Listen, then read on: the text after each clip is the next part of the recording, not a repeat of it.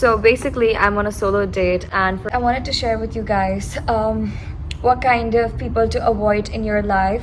Now, why? Because if you are an empath, or if you are an extroverted person, or in general you might have people pleasing tendencies, or you're sensitive, or you fall for people's words easily, and you basically haven't given up on the potential of connections and bonds, I'm here to come and warn you about the potential people you could meet. The same way you extend your arms for people that want to become your friend, to help them or to sort of guide them, or the same way you are open to making friends with people, you have to literally cut off or turn off as soon as you feel like there is something off.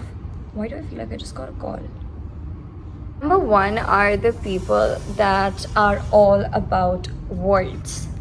These people, sorry, don't mind me having coffee simultaneously because I came here all the way from my house for the coffee. Now you guys know where the acne comes from. Oh god. These are all about words. They tell you that they want to move mountains and they want to achieve the world with you and they want to bring you moon and star, but nothing in their action follows up to that. But you know, being a people pleaser or being someone that wants to see the best in people, you might stick around longer than usual with these kind of people because you're expecting their actions to match up to their words. And you might think that, oh my god, like their actions are not matching up to the words, so maybe in future it will match because you know, in future they will do what they're saying they will do, but you best believe they did not stick up to a promise they made, or their actions are basically in the present, because all you have is the present moment, or you have a past for the reference. If their actions did not match up with their words, you cut them off. There are a lot of people, for example, they say, I'm a girl's girl, but really, do you actually keep the promises that you make with other girls? Because it's very easy to make claims bigger than the world. That's why I don't make a lot of claims. When someone tells me, you know, stick around with me forever, I want to, because my heart is like melted at that point. But I'm just like, you know, what if I nauzubillah, like, you know, I imagine such bad scenarios, and I'm very, very practical with my words.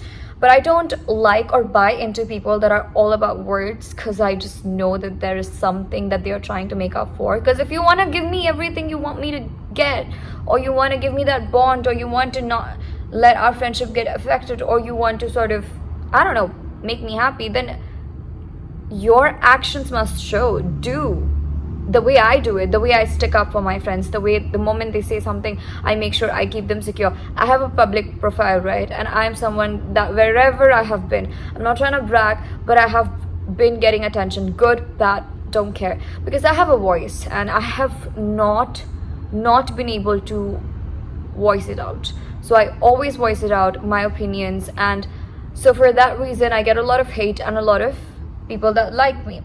But any friend that I would ever have that just wanted to stay low-key, I was so okay with like protecting them throughout. Actions prove everything, okay? My mother is not an expressive person, for example, with her love and stuff. But when that woman does something, when she wants to do something for me, her actions show. I have things that I do for people when I love them.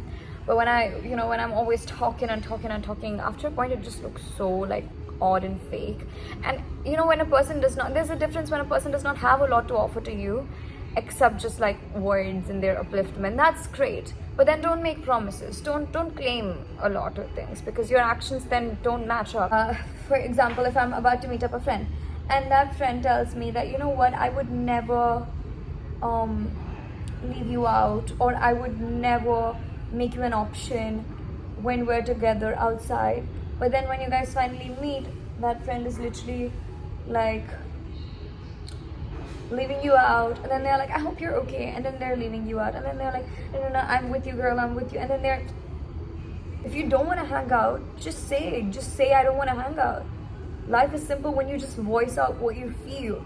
Some people don't feel it with others, that's enough.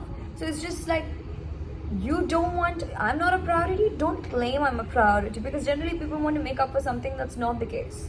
Okay, so avoid those kind of friends. Number two, the kind of friends you have to avoid are, especially this is so common in girls, the girls that are like very insecure and like passive aggressive, and they want to make you feel the same way as well. the only thing they focus on is this insecurity, and that is exactly why they vibrate so low on the emotions of guilt and shame. So then they tell you things that you're supposed to be listening to, because if you're a girl that has, you're the it girl basically, there will be a lot of people that will try to bring you down, and the girls that are insecure and that cannot get over their insecurity or their inferiority complex, they will literally like constantly tell you things that they know they should, to make you feel the same way they feel, because there's no way that they can fathom that you feel so good internally and so confident being yourself, and they don't. So they'll try their level best, they'll share your videos, they'll get people to hate on you, they'll be backhanded with their compliments, they'll be like, stuff like, a lot of people hate on you, but if you want to go ahead with it, you can. You think that schoolgirl, the only thing that ever shows is your insecurity, because any person that's relevant gets hated on. Don't ever let insecure girls get access to you, because basically they keep feeling low sense of insecurity, shame and guilt, and they would do anything to make you feel the same way. So when you give them the access to you, there is no way you won't end up feeling the same level of emotions, and then you're like, I was secure, I didn't care about others, I was so much better than this. Only one thing you have to understand: if a person leaving your life makes you gain energy, makes you gain success, makes you just gain stuff, but when they were there in your life, you were constantly like losing. You were losing your sense of detachment, you were losing your charm, you were losing your energy, you were losing your confidence. That is a sign that that person was not meant for you. They were depleting you, they were draining your energy, they were not there to make you grow. And so bye. For me, it's generally about female friendships, because I don't have male friends, right? So because it's haram to have male friends, or it's haram to be friends with the opposite gender in Islam. So when it comes down to the female friendships, this is all I can say about females. A lot of times females are extremely passive aggressive. Females, it's not a very direct way, and that's why I'm so puzzled, because guys are very like apparent. They're very like, I don't know, honest, I guess, in a sense. And for the life of it, I'm not being a pick-me, and because I have only had female friends, how come can I be a pick-me? For what even? Like, right? But I'm saying they are so honest that when they don't like me, they express it. So it's so easy for me to conclude, I don't like you either. In the sense that, for example, in a workspace or otherwise as well, every time I've not gotten along with a dude, or there's been enough energy, I've not been comfortable, I was with mutual friends and a guy came over, I wasn't comfortable, they were not comfortable with how uncomfortable what I was, so me turning off was enough. They walk away, it's like that. But girls are like so sugarcoating, and they come into your life and they're like, I want to be your bestest friend, and they say one thing and they do another thing. The thing is, it leads you into a slow downfall. Like with a guy, sometimes he's, if khuda na khasta, if you're with a weak man in a haram relationship, you fall apart, and then the weak man just goes on to leak something about the girl, blackmails the girl, whatever. This is a guy's thing. He does it like this and this and this and this, whatever he has to do. And may Allah punish these kind of men. For women, the thing is, they're not so direct with this. They pretend to be the most merciful, the gracious beings here. Astaghfirullah, they are not the most merciful. Lord is the most merciful. So they pretend to be the most like nicest, humble, kindest human beings, but internally some of them might have completely different emotions towards you. So never actually look at their words, look at their energy, look at how you feel when you're around them, look at their actions. Next kind of female friends you should avoid are the pick-me's. These women don't know what female friendships are. They don't know it, because they, like, a guy could enter the chat and khalas, done. You are blind, your friendship is blind to them. I was hanging out with a pick-me girl, okay? I was hanging out with a girl, and she basically had like 4 to 5 male friends. I'm not judging till that part. She was constantly telling me about one relationship she has, and then the previous one, how it ended, and then a future prospect with somebody else, and then a crush she has, and then some situationship. Oh, I know how I dealt with it. Okay. But when those guys came, like one male friend that was into her, she left me aside. And not in a sense that, oh, I'm leaving you. No, women are not direct those times. That's why I'm telling you, watch their actions, not the words. So she literally was like, okay, let's go. I'm just gonna sit with those guys. And I was like, girl, I was out here to give you company because you messaged me that you're going through so much stuff and that my content motivates you, so you want to share with me what you're going through. Neither did you listen or take my advice. Now you are crossing that line and you're going and sitting with those guys. What even? He was like, no, you know what? He wants me to try a cheesecake. So I want to go and try. Have you seen Cassie? Do you know the character Cassie from Euphoria? Maddie and Cassie, right? Maddie is that upfront, outspoken girl. When she gets mad, she gets mad. When she's confrontative, she's confrontative. She is basically real and she expects her friends to be real as well. So when you're the one constantly confronting your friend and you're calling people out on their stuff that is wrong and that is immoral, don't doubt yourself. They'll try to make you feel like you're toxic, but no, you're calling out something that's disrespectful or hurtful. That's human. That's not toxic. That way, everything is toxic basically. And it's generally insecure girls, because any guy that comes their way, they take it. They say na ki a high value woman is a woman who is about to say no. She's defined by how many guys she can say no to, and in Islam, that's why all believing and practicing Muslim women are high value women technically, because we don't say yes to any guy that wants to come into our life. The ideal guy is supposed to at least be living the reality that I want to be living. Why? Because guys they release more so the hormone testosterone every morning apparently, as opposed to girls. And so when you find like a lazy, a weak guy that's not doing anything for his future and you settle for it, it speaks volumes about you. I am working for something. But if a man already has what I want for my future, I will definitely appreciate that. Because again, men are physically more capable. We get lazy. We women get periods. We get lazier. Honestly, if you've been insecure, if I've been insecure, we've all maybe had a phase of pick me or a mentality of a pick me once.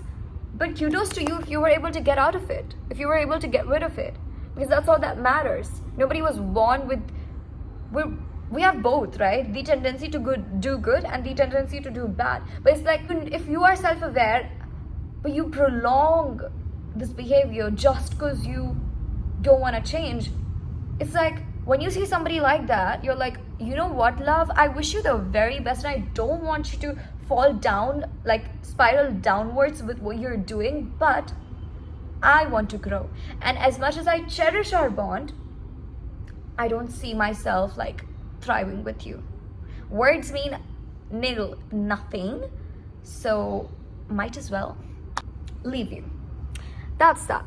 Alright you guys, that's it for this video. I had to talk about this to you guys because ever since I started a YouTube channel, I have an Instagram account. I'm constantly thinking, what is it that God is teaching me through my experiences that I can share with my audience? And I appreciate you guys liking my videos, watching me, and subscribing me. Okay, subscribers count hasn't been very I don't know, it hasn't been moving, so I would appreciate you guys, the ones that watched me and haven't subscribed yet. Listen, if you subscribe, right, you won't have to come back again to my channel if you've been watching me.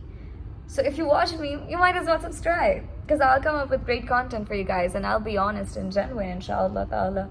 So if you guys also felt bad about anything or anything I said might have triggered any of you, I'm so sorry about that. It's my personal experiences through which I'm sharing this. There's no reference online or elsewhere, because I don't know you guys, but I want the best for everybody. And I don't just want that, we keep blaming, but we also take the self-accountability, because you best believe, now when I've said that pick-me girls aren't to be picked by females who actually want to grow in life with like actual strong female friendship bonds, then I also have to make sure, now I'll keep a 10 times higher check on whether I am having that pick-me mentality, even 1% or not. And even with my recent reel, right, I basically added a few pictures of like these really famous characters like Maddie from Euphoria, Cassie from Euphoria, Regina from Mean Girls. Basically, these are characters which involve a lot of like cat fight with amongst each other stuff. And so I added their picture and I was like, in a world where females fighting with each other is glorified and all of that, when you find a true female friend, it's cherishable and stuff like that.